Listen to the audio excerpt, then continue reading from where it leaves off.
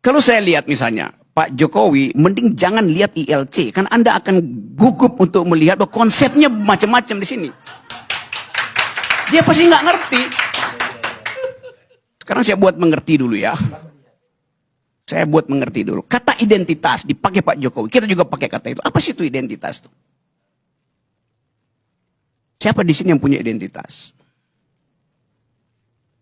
Identitas itu di dalam bahasa aslinya, bahasa Yunani, artinya dia yang sudah mati. Karena cuma orang mati yang bisa diidentifikasi. Itu etimologinya begitu. Arya Bima identitasnya Soekarno. Apa selamanya begitu? Belum tentu.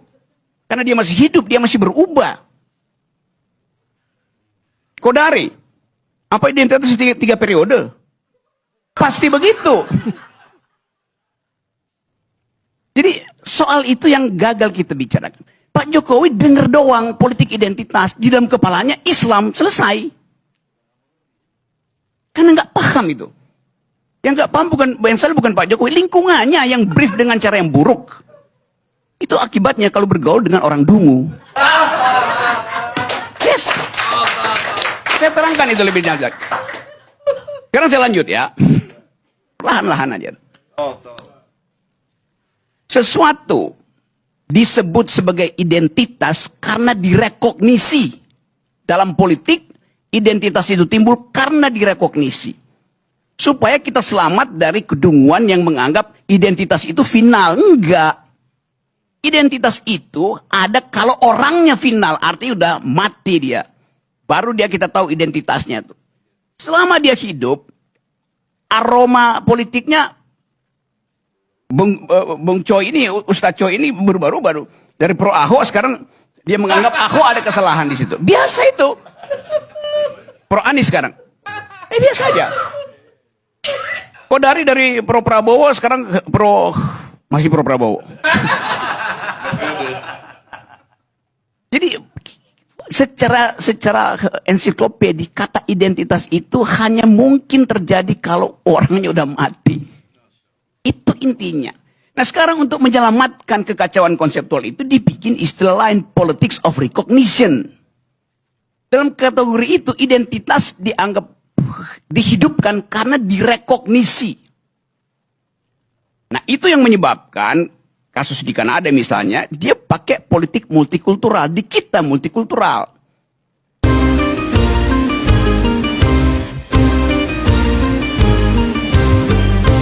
Bermiliaran, bahkan triliunan, uang negara raib di tangan mereka. Bermiliaran, bahkan triliunan, hasil bumi, hutan, dan laut disikat mereka. Rakyat makin melarat, hidupnya bagai sekarat. Inilah imbas dari ulah koruptor keparat. Sampai kapankah kita membiarkan mereka bebas beraksi karena tiada hukum menjeratnya? Mulailah saat ini, mari kita benahi hal penegakan hukum, prioritas yang utama.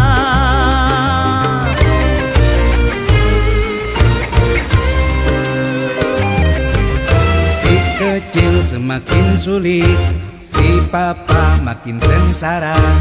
Ini akibat ulahnya siapa?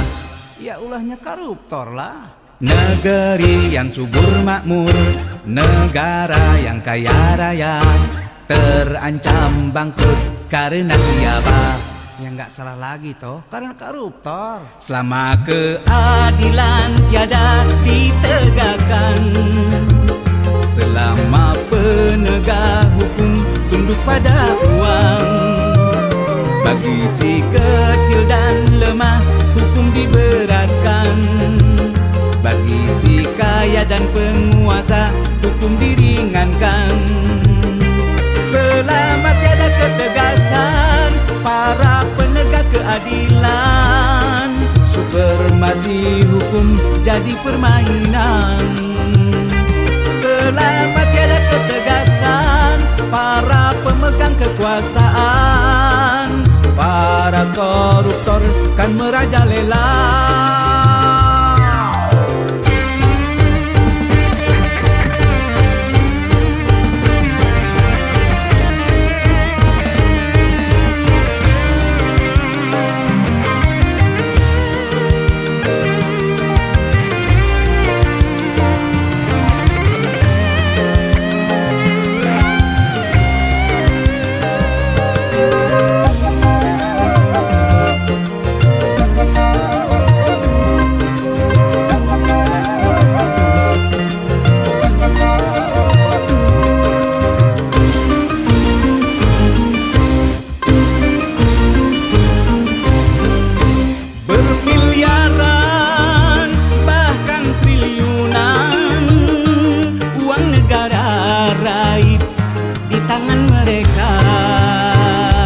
Bermiliaran bahkan triliunan, hasil bumi, hutan dan laut disikat mereka.